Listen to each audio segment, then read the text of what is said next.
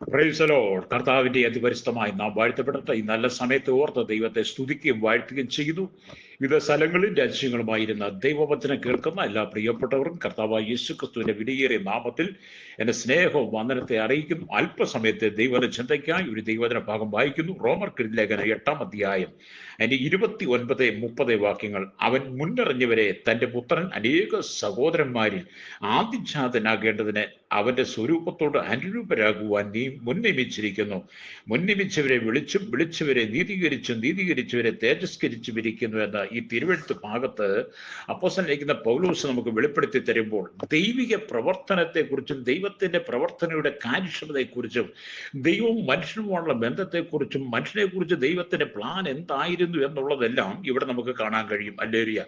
എന്ന് പറഞ്ഞാൽ പാപത്തിൽ നിറയപ്പെട്ട് കിടക്കുന്ന മനുഷ്യന് സ്വയം നീതീകരിക്കുവാനും പാപത്തിന് പരിഹാരം വരുത്തുവാനും കഴിയാത്തത് കൊണ്ട് ദൈവവചനം പറയുന്നു നമ്മുടെ രക്ഷയ്ക്ക് ആവശ്യമായ എല്ലാം ദൈവം ചെയ്ത് തന്നിട്ടുണ്ട് എന്ന് ഈ ഭാഗത്ത് കാണാൻ കഴിയും. ഹല്ലേലൂയ.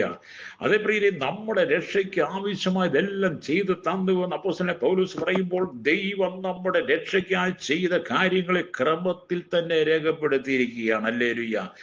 ആമേൻ. അവൻ തന്റെ മുന്നറിവ് മൂലം ലോക സ്ഥാപനത്തിന് മുമ്പേ നമ്മെ മുൻനിയമിച്ചു എന്ന് ആമേൻ നമുക്കിവിടെ കാണാൻ കഴിയും. അവൻ നമ്മെ വിളിച്ചും നീതീകരിച്ചും തേജസ്കരിച്ചും ഇരിക്കുന്നു എന്ന് റോമാലേഖനം 8:30 നമ്മൾ വായിച്ചല്ലോ. ഹല്ലേലൂയ.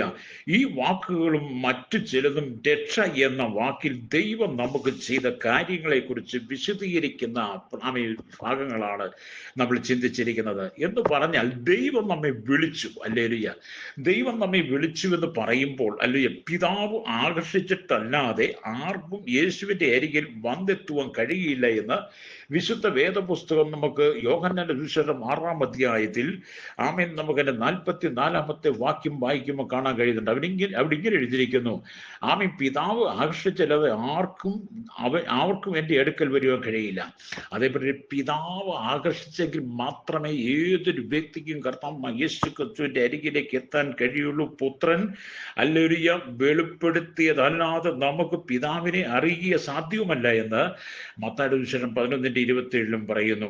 അപ്പൊ മനുഷ്യൻ അല്ലെങ്കിൽ തന്നെ പാപാവസ്ഥയിൽ നടക്കുന്നു. ആ പാപാവസ്ഥയിൽ നടക്കുന്ന മനുഷ്യന്റെ പാപത്തിന് പരിഹാരം നടത്തി അവനെ ദൈവാത്മാവിൽ നിറച്ച് ദൈവ സാന്നിധ്യമുള്ളവനാക്കി മാറ്റുവാൻ വേണ്ടിയാണ് കർത്താവായ യേശുക്രിസ്തു ഈ ഭൂമിയിലേക്ക് കടന്നു വന്നത്. അല്ലെങ്കിൽ അതുകൊണ്ട് പലരും യേശുക്രിസ്തുവിലൂടെയാണോ രക്ഷ, യേശുക്രിസ്തു നമുക്ക് രക്ഷ തരുവോ, യേശുവിന്റെ രക്ഷ പ്രാപിക്കാൻ കഴിയുമോ എന്നുള്ള ചോദ്യചിഹ്നങ്ങളൊക്കെ പലപ്പോഴും ഉയരുമ്പോൾ ഇന്ന് പകൽ പരിശുദ്ധാത്മാവ് പറയുന്നത് യേശുക്രിസ്തുവിന് മാത്രമേ നിന്നെ വിടുവിക്കുവാൻ, നിന്റെ പാപശരീരത്തെ വിടുവിക്കുവാൻ കഴിയുള്ളൂ.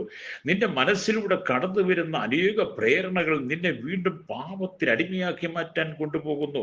ദൈവത്തിന്റെ വിളി നിന്റെ മേൽ ഉണ്ടെന്നൊരു തിരിച്ചറിവ് നിനക്ക് വേണം. ദൈവം നിന്നെ വിളിച്ചുവെന്നും ദൈവത്തിന്റെ വിളി നിന്റെ മേൽ ഉണ്ടെന്നും നിനക്ക് ബോധ്യപ്പെടുന്നുണ്ടെങ്കിൽ എന്നെ കേൾക്കുന്ന മാതാവേ, പിതാവേ, ശ്രോതാവേ, നിന്റെ പാപത്തിന്റെ കറകളെ നീ എടുത്തു കളയണം.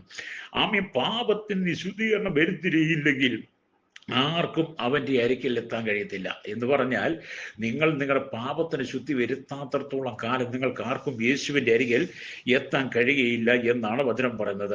ദൈവത്തിൻ്റെ തെരഞ്ഞെടുപ്പും മനുഷ്യന്റെ തെരഞ്ഞെടുപ്പും രണ്ടും രണ്ടാണ്. ദൈവം നമ്മെ പാപത്തിൽ നിന്ന് പൂർണ്ണമായി വിടുവിച്ച് അമ്മ തെരഞ്ഞെടുക്കുന്നു. മനുഷ്യൻ പാപത്തോടുകൂടി മനുഷ്യനെ തെരഞ്ഞെടുക്കുന്നു. അതാണ് രണ്ടവസ്ഥയാണെന്ന് പറഞ്ഞത്.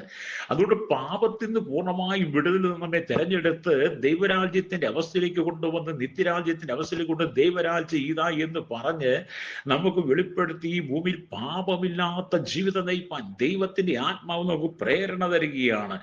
ദൈവം നമ്മെ നീതീകരിച്ചുമിരിക്കുന്നവർക്കാണ് കാണാൻ കഴിയുന്നുണ്ട്. അല്ലെ, എന്താണ് ദൈവം നമ്മെ നീതീകരിച്ചു എന്ന് പറയുന്നത്? ദൈവം നമ്മെ നീതീകരിച്ചു എന്ന് പറയുമ്പോൾ ദൈവം നമ്മെ നീതിയുള്ളവനാക്കി തീർക്കുന്നു. ഹല്ലേലൂയ. അനീതിയിൽ ജീവിച്ച് അനീതിയോടുകൂടി നടന്ന് അനീതി പ്രവർത്തിച്ച് അനീതിയുടെ ആയുധമായി നടന്ന് എന്നെ നിങ്ങളെ ദൈവം എന്ത് ചെയ്തു? കാൽവറി ക്രൂശിലെ മരണത്തിലൂടെ അവന്റെ രക്തത്തിലൂടെ അവന്റെ ആ പരമയാഗത്തിലൂടെ നമ്മെ നീതീകരിച്ച് നീതിമാനാക്കി മാറ്റുകയാണ്. ഹല്ലേലൂയ. ഇത് കോടതിയുമൊക്കെയായിട്ട് ബന്ധപ്പെട്ട ചില പ്രവർത്തന മേഖലയിലും നമുക്ക് കാണാൻ കഴിയും. എന്ന് പറഞ്ഞാൽ കർത്താവായ യേശു ക്രിസ്തുവിന്റെ ക്രൂശ് മരണത്തിലൂടെ നേടിയ വീണ്ടെടുപ്പിന്റെ അടിസ്ഥാനത്തിൽ അവന്റെ കൃപയാൽ സൗജന്യമായി നമ്മുടെ പാപം ക്ഷമിച്ചു നൽകുന്നു. നമ്മുടെ പാപം ക്ഷമിക്കുന്നത് സൗജന്യമായിട്ടാണ്. ഓരോ മനുഷ്യരും പാപത്തിന് പരിഹാരം പരിഹാരം വരുത്താൻ പാപക്ഷമയ്ക്ക് വേണ്ടി കാളയെ വെട്ടിയും പോത്തിനെ വെട്ടിയും ആടിനെ വെട്ടിയും കോഴിയെ വെട്ടിയും പക്ഷി മൃഗജാതികളെ എല്ലാം യാഗം കഴിച്ചും മലകൾ കയറി മലകൾ ഇറങ്ങി വലിയ തീർത്ഥാടനങ്ങൾ നടത്തി മനുഷ്യന്റെ പാപത്തിന് പരിഹാരം വരുത്താൻ നോക്കുമ്പോൾ അവിടെയൊന്നും പാപത്തിന് പരിഹാരമില്ല എന്ന് വേദപുസ്തകം പറയുകയാണ്. ഹല്ലേലൂയ. പാപത്തിന് പരിഹാരം യേശുക്രിസ്തുവിന്റെ മാത്രമാണ്. എന്നെ കേൾക്കുന്ന മാതാവേ പിതാവേ, നാളുകളായി നീ പാപത്തിന് പരിഹാരം വരുത്തുവാൻ ഉലകം ചുറ്റി നടന്നിട്ടും ഇന്ന് നിന്റെ കുടുംബത്തിനകത്ത് കണ്ണുനീരല്ലേ, ദുഃഖമല്ലേ, വേദനയല്ലേ, സങ്കടമല്ലേ, നിനക്ക് സമാധാനമുണ്ടോ, സ്വസ്ഥതയുണ്ടോ, എന്നും നിന്റെ കുടുംബത്തിനകത്ത് അരാജകത്വം നിറഞ്ഞു നിൽക്കുകയല്ലേ? അതിനൊരു പരിഹാരം യേശുക്രിസ്തു നൽകുകയാണ്. അവന്റെ ക്രൂശുമരണത്തിൽ വിശ്വസിച്ച് പാപങ്ങളെ ഏറ്റുപറയുമ്പോൾ യേശു കർത്താവ് നിന്റെ നീതീകരണത്തിലൂടെ നീതീകരിച്ചതിന് പാപത്തിന് പരിഹാരം വരുത്തും. അല്ലെങ്കിൽ അത് സൗജന്യമായിട്ടാണ്.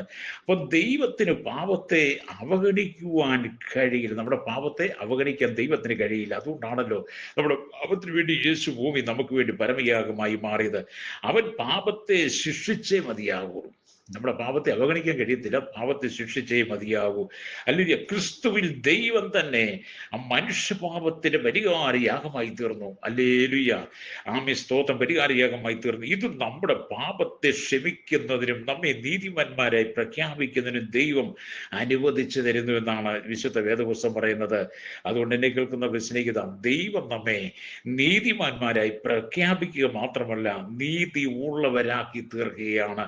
നീതിയുള്ളവളാക്കി തീർത്ത് നിനക്കൊരു നല്ല സ്വഭാവത്തെ, നല്ലൊരു സംസർഗത്തെ, നല്ലൊരു ബന്ധത്തെ ദൈവം നീയുമായിട്ട് സ്ഥാപിക്കുകയാണ്. പാപ ശരീരത്തിൽ വസിക്കുന്ന ഒരിക്കലും നിനക്ക് ദൈവത്തെ പ്രസാദിപ്പിക്കാൻ കഴിയില്ല. സ്വഭാവി, പാപത്തെ നീ എപ്പോൾ ഏറ്റുപറഞ്ഞ് നീ ദൈവത്തിന്റെ കാര്യങ്ങളിലേക്ക് എന്തിനെ ഏൽപ്പിച്ചു കൊടുക്കുന്നു, അപ്പോൾ നീ ദൈവ ഭവനത്തിന്റെ മകനായി മാറുന്നു. വീണ്ടും ജന്മം എന്ന വാക്കിൽ ഇത് നമുക്ക് കാണാൻ കഴിയും. നാം പാപത്തിൽ മരിച്ചവരാണ്. എന്നാൽ യേശു ക്രിസ്തുവിലൂടെ നാം ജീവിക്കപ്പെട്ടിരിക്കുന്നു എന്ന് കാണാൻ കഴിയും. യേശു പറഞ്ഞു, നാം വീണ്ടും ജനിക്കണമെന്ന്. യേശു പറയുകയാണ്, നാം വീണ്ടും ജനിക്കണം. ദൈവത്തിന്റെ ജീവൻ നമ്മിൽ നിലനിൽക്കണമെങ്കിൽ നാം യേശുവിനെ ഹൃദയം കൊണ്ട് സ്വീകരിക്കണം. യേശുവിന്റെ ജീവൻ നമ്മളിൽ നിലനിൽക്കണമെങ്കിൽ നാം കർത്താവായ യേശു ക്രിസ്തുവിന്റെ വീണ്ടും ജന്മം പ്രാപിക്കണം. ഹല്ലേലൂയ എന്നൊക്കെ നമ്മൾ പത്രോസിന്റെ ലേഖനമൊക്കെ വായിച്ച് നമുക്ക് കാണാൻ കഴിയും. നാം രക്ഷിക്കപ്പെടുമ്പോൾ നമ്മുടെ പഴയ സ്വഭാവത്തിന് രൂപാന്തരം വരികയില്ല. നാം രക്ഷിക്കപ്പെടുമ്പോൾ നമ്മുടെ പഴയ സ്വഭാവത്തിൽ രൂപാന്തരം വരികയില്ല. ദൈവത്തെ അനുസരിക്കുവാൻ സാധിക്കുന്ന ഒരു പുതിയ മനുഷ്യനെ പ്രാപിക്കുമ്പോൾ, അല്ലെങ്കിൽ അന്നൊരു പുതിയ മനുഷ്യനെ പ്രാപിക്കുക. എന്നാൽ അങ്ങനെ നാം പുതിയ സൃഷ്ടിയായി തീർന്ന് ക്രിസ്തുവിന്റെ വചനം അനുസരിച്ച് ജീവിതത്തെ മുന്നോട്ട് നയിക്കുമ്പോൾ നമ്മുടെ ജീവിതത്തിൽ വന്നുപോയ കുറവുകളെല്ലാം ദൈവം പരിഹരിച്ച് നൽകും.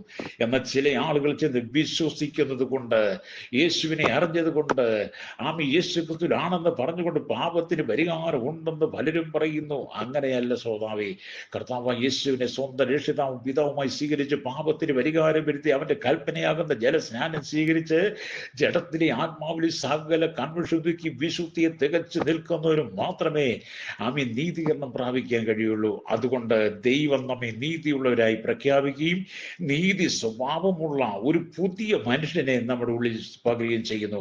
യഥാർത്ഥമായി നീതിയുള്ളവരായി നിങ്ങൾ തീരുന്നില്ലെങ്കിൽ നിങ്ങൾ അശുദ്ധമായി തന്നെ ജീവിക്കും. അശുദ്ധമായതൊന്നിനും സ്വർഗത്തിൽ ചെല്ലുവാൻ കഴിയില്ല. സ്വർഗം വിശുദ്ധന്മാർക്ക് വേണ്ടിയിട്ടുള്ളതാണ്. അതുകൊണ്ട് എന്നെ കേൾക്കുന്ന മാതാവി പിതാവ്, ഞാൻ നിങ്ങൾക്ക് വേണ്ടി പ്രാർത്ഥിക്കാൻ പോവുകയാണ്.